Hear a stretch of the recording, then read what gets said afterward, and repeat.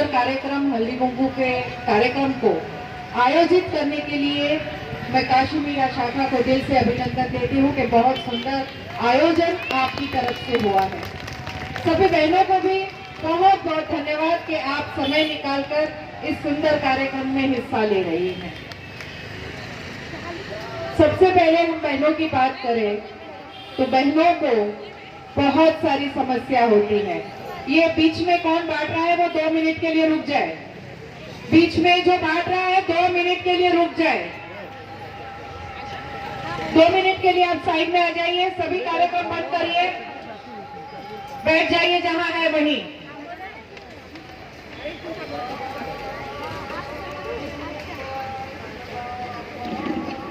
बात यहाँ बहनें हैं तो मैं बहनों की करूंगी। आज के जमाने में 8 महीने के इस अनलॉक के पीरियड में आपको कितनी समस्याएं आई होगी ये मैं समझ सकती हूँ। आपके घर में कभी चूल्हा जला होगा, कभी नहीं जला होगा, कभी आप भूखे सोए होंगे, कभी आपके घर पे बच्चे भी भूखे सोए होंगे।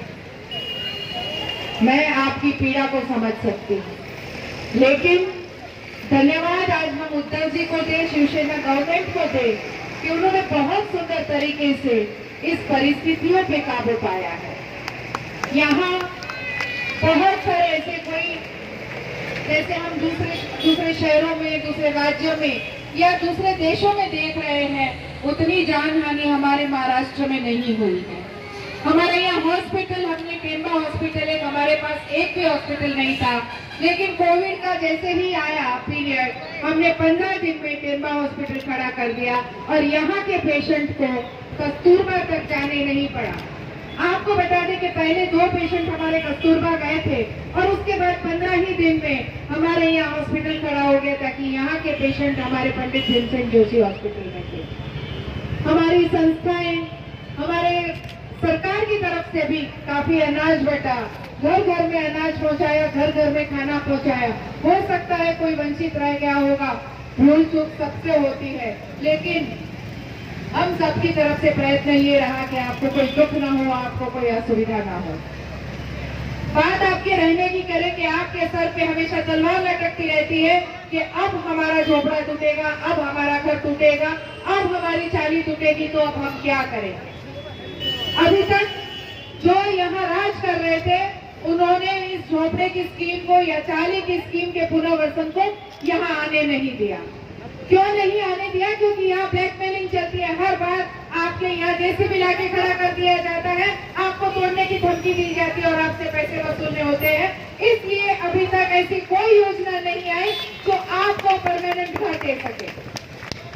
PSUP योजना प्रताप जी ने यहाँ आने के बाद वो लोन सैंक्शन करके इतने सालों से बंद पड़ी योजना को पुनर्जीवित किया और अब इस 26 को पहली बार कुछ PSUP वालों को चाबियां मिली है। उसके बावजूद आप सबको पता है कि PSUP के नाम देने में कितने घोटाले हुए हैं। जिसको जरूरत है, जिसको PSUP के घर मिलने चाहिए, उसको नहीं मिलके यहाँ के नगर सेवकों के रिश्तेदारों को घर मिल रहे हैं। ये आपका हक है जो यहाँ के नगर सेवकों ने चुराया है। आप लोगों को कहूंगी कि आंखें खोलिए, जागरूक होइए। आपके हक को कोई छीन ना पाए, इस बात का ध्यान रखें। आपका भी हक है। आप अपने अपने गांव को छोड़ के यहाँ आए हैं क्योंकि आपको 2 पैसे कमाने हैं, आपके बच्चों को उज्जवल भविष्य देना है, आपके बच्चों को पढ़ाना लिखाना है और आपको भी काम धंधा चाहिए, आपके जीवन निर्वाह की सामग्री यहाँ चाहिए। इसलिए आप अपना देश छोड़ के यहाँ आए हैं और यहाँ के लोगों का कर्तव्य है कि जो अपना देश छोड़ के आए हैं, जिसको यहाँ आसरा जिसने लिया है, उसके यहाँ आसरे को आपको पूरा न्याय दे। होता क्या है, हर बार आपको लालच दिखाई जाती है कि आप यहाँ दूर से आए हैं, दूसरे देश से आए हैं, इसलिए हम आपको यहाँ नहीं रखेंगे, हम आपको डरा के रखेंगे। हर बार जब इलेक्शन आता है आपको डराया जाता है। अब की बार अगर हमें वोट नहीं दिया तो आपका झुकरा तोड़ देंगे, अब की बार हमें वोट नहीं दिया तो हम ये कर देंगे, अब की बार हमें वोट नहीं दिया तो यहाँ से फेरी वालों को उठा देंगे, अब की बार हमें वोट नहीं दिया तो आपका हम ये कर देंगे। वोट डरा के नहीं लिया जाता, वोट काम करके लिया जाता है। आप अगर अपनी बार नगर सेवक आए तो पूछना हमको 5 साल में आपने क्या काम करके दिया कि हम आपको वापस वोट दें। आप अभी उसी को वोट देंगे जिन्होंने आपके लिए कुछ न कुछ किया हो। अगर आपके नगर सेवकों ने 5 साल अगर आपके लिए कुछ नहीं किया तो वो इस बात के हकदार है कि अब की बार वो घर पे बैठे। हम सिर्फ कमल देख के वोट नहीं देंगे, अब हम सत्ता परिवर्तन करेंगे और अब की बार शिवसेना को ही वोट देंगे। आज यहाँ मेरी सब पहले कसम खा के जाए, क्योंकि आपको आपके फोटो पास चाहिए, आपके झूपड़े का पक्का एक हक चाहिए, ताकि जब भी झोपड़वासी पुनर्वसन की योजना है तब आपको घर मिले। बीएसयूपी इतने सालों साल रख रहा है और जिसको घर देना चाहिए, मैं आज भी बोलती हूँ कि उसको घर नहीं मिल रहा है। किसका पाप है ये? क्या आपने पूछा कभी ये किसका पाप है? क्या आपने जानने की कोशिश की? आपके होंगे, आपके कई रिश्तेदार होंगे, उसमें झोपड़े होंगे जो टूट गए हैं। वहाँ जिस मकान में वो रहने के लिए सुविधा करती गई है वो इंसानों के रहने लायक मकान नहीं है। कितनी दुविधा है, कितने कष्ट है उधर जहाँ वो जी रहे हैं। क्या आप इंसान नहीं हो?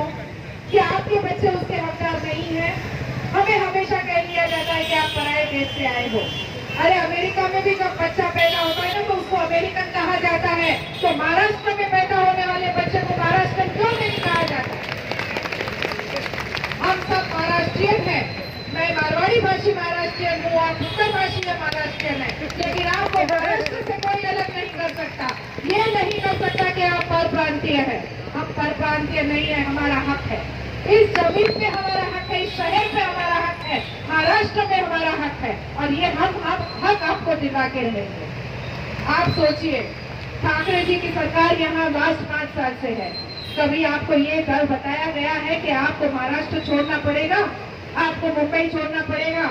ऐसा कभी डर बताया गया है? सब सुख शांति से जी रहे हैं। लेकिन यहाँ के कुछ लोकल नगर सेवक हमें बार बार डर बताते हैं कि आपका घर टूट जाएगा, आपको वापस बेघर कर दिया जाएगा। आपको मैं विश्वास दिलाती हूँ कि अब की बार एक भगवा अगर वहाँ महानगर पालिका में फर्क गया तो किसी की आंख की ताकत नहीं है कि वो आपके घर के सामने आंख उठा के देख सके। मैं आपको विश्वास दिलाती हूँ कि आपको झोपड़ पुनर्वसन स्कीम में पक्का घर दिला के रहेंगे। आप लोग एक बात ठान लीजिए कि अगर आपको सुखचैन की जिंदगी जीनी है, आपको अपने बच्चों को उज्जवल भविष्य देना है, तो आपको शिवसेना के अलावा दूसरा कोई पर्याय नहीं रह गया है। क्योंकि हमने बार बार देख लिया है दूसरी गवर्नमेंट आके हमें क्या क्या दुख दे रही है। अब इस दुख का अंत लाना है हमें। इसलिए मैं आपको विश्वास दिलाती हूँ कि आप एक बार हमें साथ सरकार दे के देखिए। आगे के 5 साल के बाद मैं आपको वापस कहने नहीं आऊंगी, आप कहने आएंगे कि ताई हमारे सभी नगर सेवक इतने अच्छे से काम कर रहे हैं, क्योंकि शिवसेना सरकार का उनको माटीमा है, इसलिए हम तो शिवसेना सरकार को नहीं चाहते हैं। लेकिन उसके लिए आपको पहली बार यहाँ मौका देना होगा, तभी कुछ हो पाएगा। तो क्या मैं आप हाथ उठा के कहिए कि हम सब आपके साथ हैं। बहुत अच्छे। तो मैं आपको विश्वास दिलाती हूँ, इस मन से आपको विश्वास दिलाती हूँ कि आपके वो सभी सपने पूरे होंगे, जिसकी आशा में आप अपना देश छोड़ के यहाँ आए हैं, जिसकी आशा में आपके बच्चों के सामने आप देख रहे हैं कि हमारा बच्चों का भविष्य आपके बच्चों के लिए अच्छी स्कूल होना ये आपका हक है। जहाँ भी ये आपने आपकी कर्म भूमि बनाई है, महाराष्ट्र में आके लोग अगर आपको ये ताना मारते हैं कि पर प्रांतीय है, तो आपने यहाँ अपना पसीना बहाया है। आप मुफ्त में कुछ नहीं ले रहे हैं, आप अपने हक का ले रहे हैं। आपका खून पसीना यहाँ बहा हुआ है। इसलिए आगे से अगर कोई कहे कि आप पर प्रांतीय है, तो आप बोलना हम महाराष्ट्रियन है, हम उत्तर भाषीय महाराष्ट्र है, हम पर प्रांतीय नहीं है। और अगर हम महाराष्ट्रियन हैं तो हमारी सरकार शिवसेना की सरकार बन के रहेगी। इसलिए बहनों, मैं आप सबसे ये वायदा चाहती हूँ कि अगर आपको ये तोना बार बार मारा जाता है कि आप पर प्रांतीय है, अगर ये आपको माथे से आपके ये दाना हटाना है, तो आपको अब की बार परिवर्तन लाना है। तो आप, मैं बहनों समझू कि आप परिवर्तन के लिए तैयार हैं, बिल्कुल तैयार हैं। थोड़े से ही हाथ उठे, क्या सब मेरी बहनें तैयार है? जोर से आवाज नहीं आया, मेरी अकेले का आवाज वहां तक जाता है, वहां का आवाज क्यों नहीं आता? सब एक साथ बोलेंगे हम तैयार हैं। मेरी बहनों को ये साबित करने के लिए एक और मौका है। यहाँ जितनी मेरी बहनें बैठी हैं 10-10 करके शाखा में जाए, शिवसेना का सदस्यता फॉर्म भरे और गर्व से कहे हम शिव सैनिक है। और वो कार्ड जो मिलेगा ना वो आप लगा के घूमिए और गर्व से कहिए हम शिव सैनिक है। तो कल कितने लोग शिव सैनिक की सदस्यता ले रहे हैं? बोलिए मुझे, जल्दी बोलिए जल्दी। तो कल से आपको यहाँ मेरे शाखा के बहनें बैठी है, आपके पास आएगी, आपको सदस्य बनना है, बनवाना है, जिसको जिसको आप जानते हैं बनाना है और अपने अपने घर में जाके कहना है कि अब की बार हमको वोट शिवसेना को ही देना है, क्योंकि अब हम महाराष्ट्र पे अपना हक रहते हैं और उस हक से हम शिवसेना सरकार को यहाँ जरूर लाएंगे और आपका हक वो भी सरकार आपको दे सकती है। तो मेरी बहनों, दुख के दिन बहुत जल्दी खत्म होने वाले हैं। आपको अपने सपनों का घर, बच्चों के लिए अच्छा भविष्य, एक अच्छा यहाँ इंफ्रास्ट्रक्चर जहाँ अच्छे रोड हो, अच्छी स्कूल हो और उन स्कूलों में आपके बच्चे अच्छे से पढ़ पाए, ऐसा आपको मालूम है। कल हम एक स्कूल में शिवसेना वाले धावा बोलने गए थे और उन बच्चों को जो अन्याय हो रहा था, शिवसेना ने उस अन्याय को खत्म करके उन बच्चों की 20% फीस माफ करा के उनको उनका न्याय दिलाया है।